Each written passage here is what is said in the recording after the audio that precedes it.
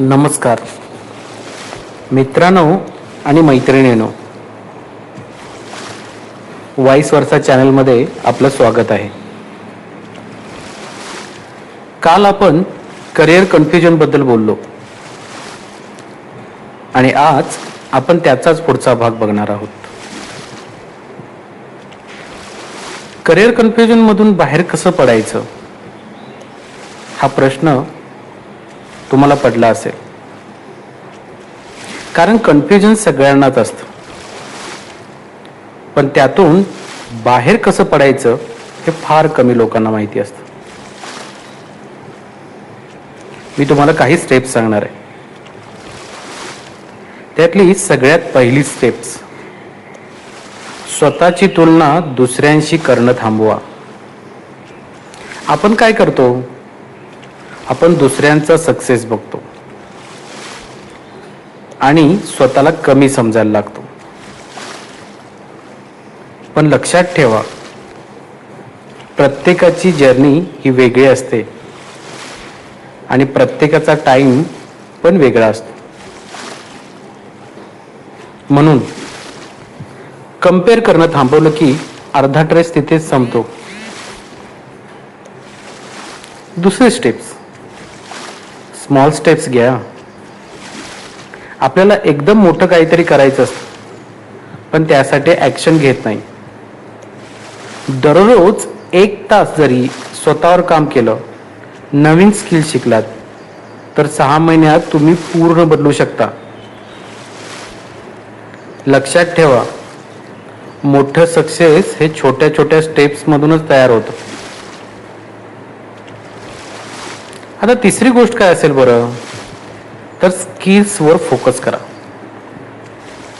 Degree असणं important आहे, पण स्किल्स असणं हे जास्त इम्पॉर्टंट आहे.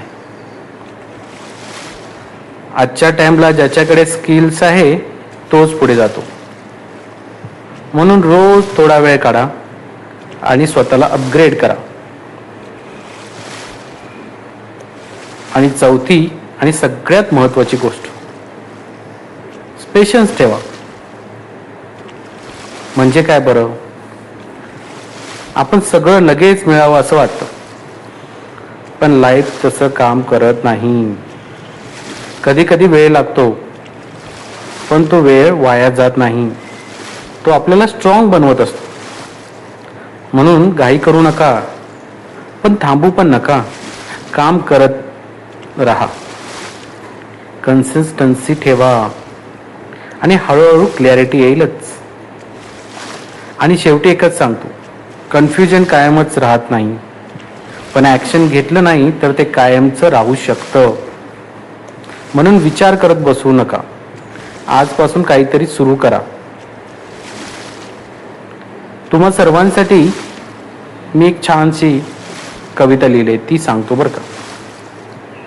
थांबलो जरी क्षणभर ही माझी हार नाही, अडखळो जरी वाटेत हा माझा अंत नाही. अजून चालायचं बाकी आहे, अजून जिंकायचं बाकी आहे. स्वप्न अजून जिवंत आहेत, त्यांना पूर्ण करायचं बाकी आहे. वादळ येतील आयुष्यात, पण थांबणार नाही, कारण मला माहित आहे मी हारायला जन्माला आलो नाही. आज थोडा मागे आहे, पण उद्या पुढे असेल, कारण प्रत्येक प्रयत्न करणारा माणूस कधीच हरत नाही.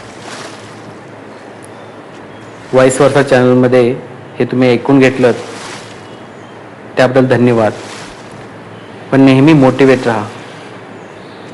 यश फार लांब नाही. धन्यवाद.